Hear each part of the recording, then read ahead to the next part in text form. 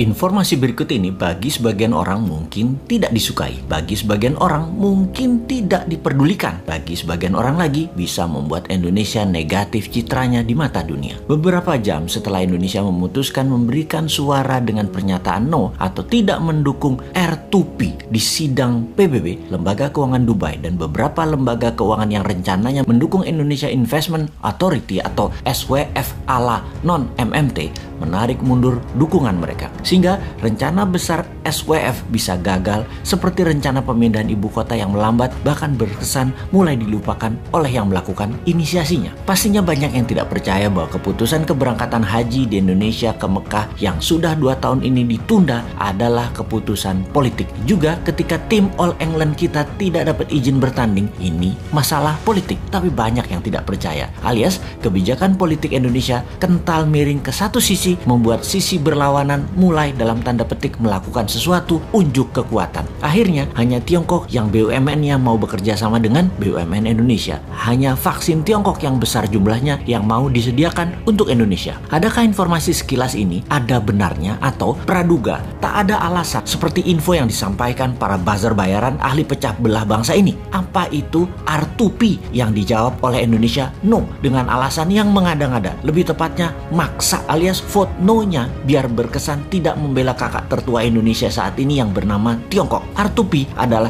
resolusi responsibility to protect, yaitu Indonesia menolak untuk bertanggung jawab, melindungi dan mencegah genosida, kejahatan perang, pembantaian etnis dan kejahatan terhadap kemanusiaan. Kalau disederhanakan, Indonesia itu mendukung genocide, mendukung kejahatan perang, mendukung kejahatan etnis dan mendukung kejahatan terhadap kemanusiaan. Namun pinternya dibungkus dengan pernyataan resolusi itu salah prosedur, yang ketika ditanya prosedur mana atau apa prosedur yang benar versi pemerintah Indonesia nggak bisa jawab juga. Sudahlah, Anda pejabat itu membela kejahatan perang karena harus satu kata sama dengan Tiongkok. Sudahlah, ngaku aja. Singkat cerita, R2P resolusinya dimenangkan yang vote yes atau yang mendukung, atau mereka anti kejahatan perang, anti kejahatan kemanusiaan, di mana Indonesia dengan memvote no artinya Indonesia anti HAM. Indonesia bergabung dengan 15 negara yang vote no seperti Tiongkok, Rusia, Kuba, Suriah, Korea Utara. Keputusan no ini melawan 115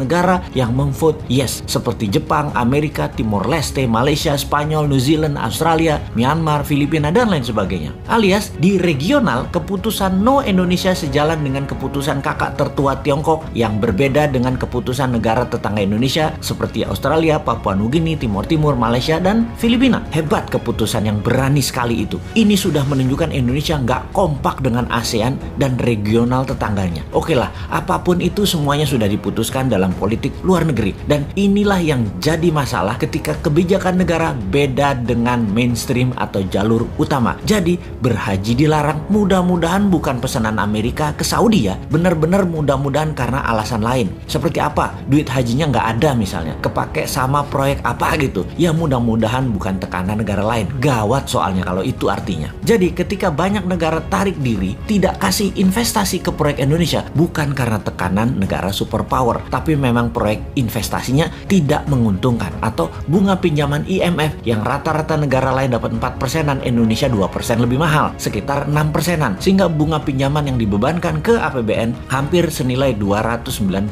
triliun ini karena tingginya bunga pinjaman. Sekali lagi, bunga lebih tinggi bukan pesanan negara superpower, mudah-mudahan ya, karena Indonesia nggak menarik. Efek Indonesia menolak atau vote no Indonesia dalam UN Watch dimasukkan sebagai daftar negara memalukan atau list of shame country. Juga Amnesty International menyayangkan keputusan Indonesia ini, bahkan banyak yang menyarankan mending abstain sekalian ketimbang menolak no. Ya sudahlah, semoga semua selamat dan semoga tetap banyak yang tidak peduli dengan hal-hal seperti begini. Teruslah menjual diri untuk 2024 walau tanpa konsep bernegara. Silahkan membangun model populer dan terlihat suci. Toh rakyat sama seperti bosman ini, bodoh semua. Jadi wahai rakyat, tetaplah rebahan, tetaplah tidak peduli, tetaplah tidak bermanfaat, dan tetaplah menjadi beban APBN.